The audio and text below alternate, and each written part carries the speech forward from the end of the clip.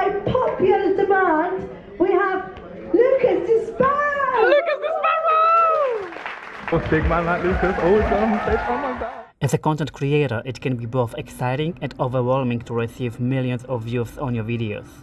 It's a validation that the hard work you've put into creating and editing your videos has paid off, and it can be addictive to try to recreate that success. However, with this level of attention comes a level of expectations and pressure that can be difficult to handle. I had tried to create content that was both positive and entertaining, and it was going well. I thought I hit the jackpot, but as my channel grew in popularity, so did the number of angry, negative comments. At first, I tried to brush them off and focus on the positive feedback I was receiving. But as the number of angry and negative comments continued to grow, it became harder and harder to ignore them. All of the negative comments came from people who didn't seem to understand the joke. I was making parodies of talent shows: X Factor, British Got Talent, America's Got Talent, American Idol, and it seemed like most people were taking my videos way too seriously. Like, seriously? They were getting offended by things that were meant to be fun and entertaining. What I really couldn't understand about this is I kept mentioning what I was doing were parodies. I mentioned that in the thumbnail, in the title, in the description, and even pinned comment. And people still got angry. Okay, maybe pretending to be Jesus didn't sit with religious people, but there are creators doing exact same thing. And people love it. What did I do wrong? Was it me? Or was it the people who didn't get it? It was difficult to understand why they couldn't see that I was just trying to make funny videos. My name is Jesus. And what's your normal job? The magician. I'm pretty sure Jesus had a sense of humor and could take a joke. If he didn't, heaven is going to be a boring place to spend eternity. Most of my views come from Asian countries. Maybe in Asian countries they don't use the word parody. Or maybe it's the age. Maybe older people just don't understand what parodies are. Every day, things like that were going through my head, and I was getting more and more frustrated. I guess it was my fault for reading the comments and taking them to heart, which started to take a toll on my mental health. I found myself feeling anxious and depressed, and I struggled to find the motivation to continue doing what I love, creating content. If you have been my subscribers for the past few years, you could probably tell I wasn't handling it too well. I was also getting a lot of comments about how bad my editing was, which was the whole point.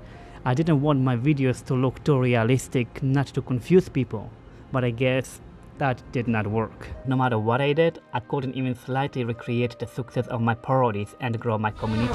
Vlogs failed. Games failed. Challenges failed. Skits failed. It seemed like nothing was working, and I didn't understand why.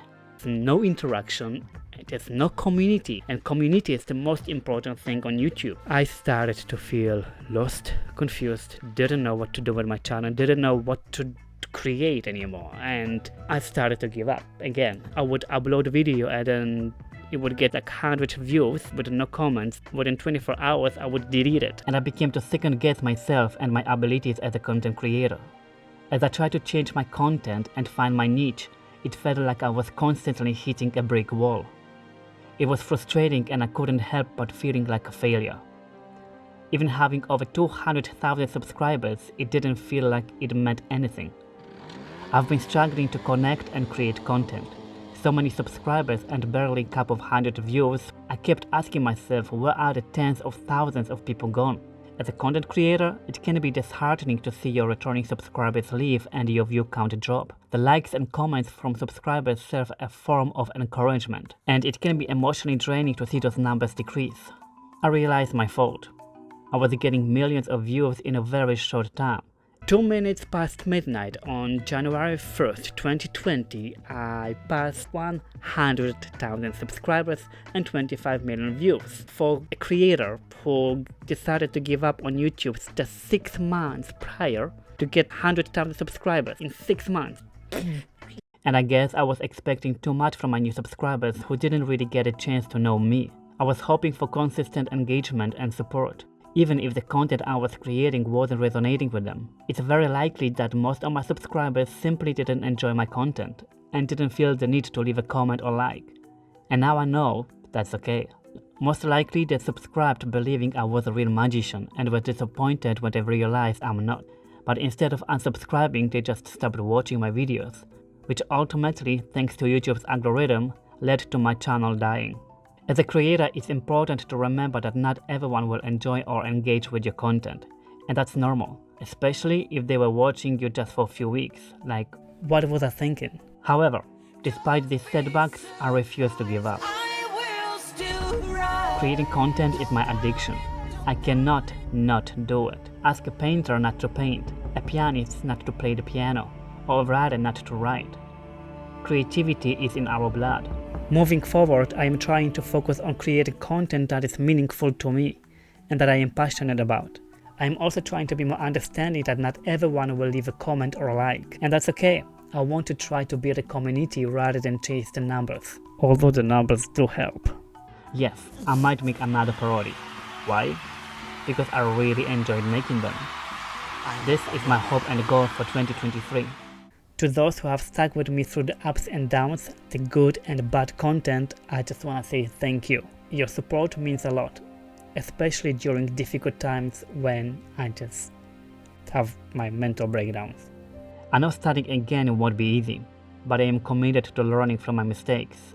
And I hope you stick around and join me in my journey. I'll be here, creating till the end. Ooh, so serious. Thank you and Happy New Year. Peace and love. I should shed some tear.